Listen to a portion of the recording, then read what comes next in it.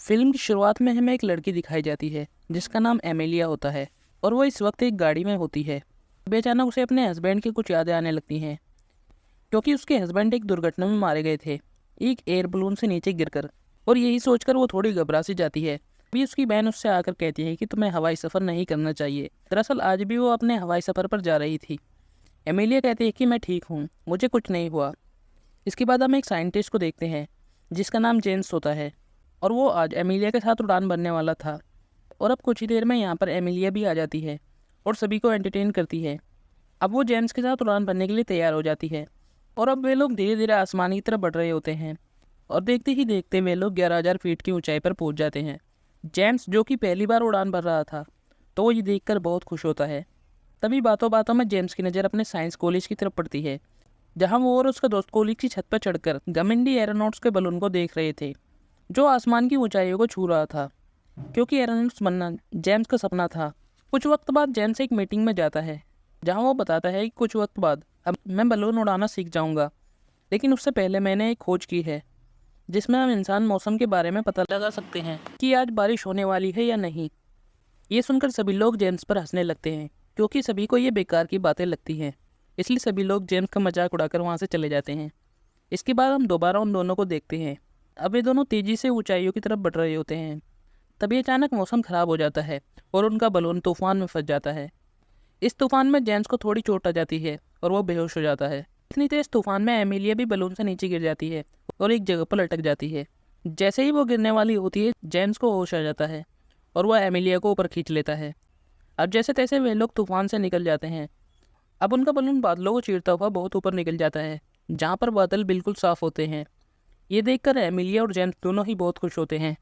अब जबकि एमिलिया और जेम्स दोनों ही बहुत खुश थे तो वो कबूतर के जरिए सभी को अपनी अपडेट भेजते हैं। अब यहाँ फिर से एमिलिया अपने मरे हुए हस्बैंड की यादों में खो जाती है जहाँ उसके हस्बैंड के मरने के बाद एमिलिया काफ़ी उदास रहने लगती थी कि बहन उसको एक पार्टी में ले जाती है जहाँ पर उसकी मुलाकात जेम्स से होती है। जेम्स एमिलिया को बताता है कि वह एक एरोनॉट्स बनना चाहता है और उसे एमिलिया की ज़रूरत पड़ेगी और यहीं से वे उड़ान का फैसला करते हैं। अब इन दोनों का बलून धीरे धीरे ऊंचाई की तरफ बढ़ रहा था। तभी अचानक उनके पास एक तितलियों का झुंड आता है जिसे देखकर वे बहुत खुश होते हैं। अब यहीं पर एमिलिया जेम्स को अपने पति के बारे में बताती है जो कि बहुत बहादुर थे। अब देखते ही देखते दोबारा एमिलिया अपनी यादों में खो जाती है जहाँ वो जेम्स के पास आती है और जेम्स को उड़ान भरने के लिए मना कर देती है। जेम्स एमिलिया से रिक्वेस्ट करता है लेकिन एमिलिया मना कर देती है।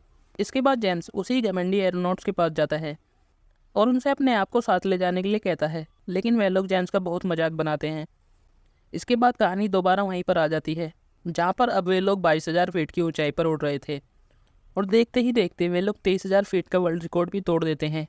ये दोनों ये नज़ारा देखकर बहुत खुश थे, लेकिन इतनी ऊंचाइयों पर जाने के बाद हवा का दबाव ज़्यादा होने लगता है और ऑक्सीजन की कमी होने लगती है और यहाँ पर ठंड भी बहुत ज़्यादा पड़ने लगती है। अमीलिया जेम्स से कहती है कि हमें अब नीचे जाना चाहिए, लेकिन जेम्स एमिलिया को मना कर देता है कि और ऊपर जाने के बाद हम मौसम के बारे में पता कर सकते हैं। ये सुनकर एमिलिया जेम्स की बातों में आ जाती है।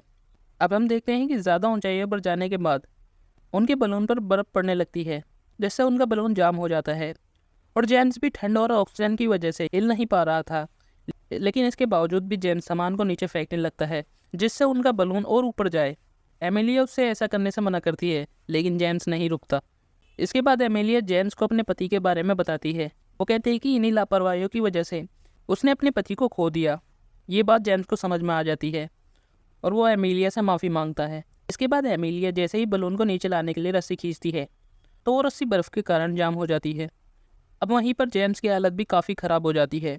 एमिलिया रस्सी की मदद से बलून के ऊपर चढ़ने लगती है और जैसे ही वो बलून के ऊपर वाली रस्सी पकड़ने वाली होती है तो ऑक्सीजन की वजह से वे बेहोश होने लगती है, लेकिन वो हार नहीं मानती और बलून के ऊपर चढ़ जाती है और बर्फ़ को हटाने लगती है और बर्फ़ को हटाकर वहीं पर बेहोश हो जाती है, जिससे बलून धीरे धीरे नीचे आने लगता है। अब जैसे ही बलून नीचे आ जाता है तो बर्फ़ धीरे धीरे पिघलने लगती है और एमिलिया बलून से नीचे गिरने लगती है और एक रस्सी की मदद से लटक जाती है। एमिलिया जेम्स से मदद मांगती है लेकिन वो तो बेहोश होता है। अब किसी तरह से एमिलिया बलून के अंदर आती है और जेम्स को होश में लाती है।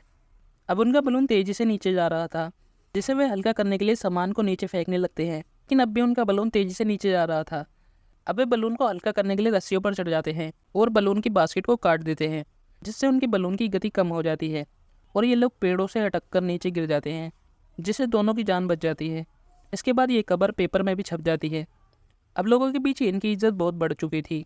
अब जेम्स भी अपनी एक स्पीच देता है और लोगों को मौसम के बारे में बताता है।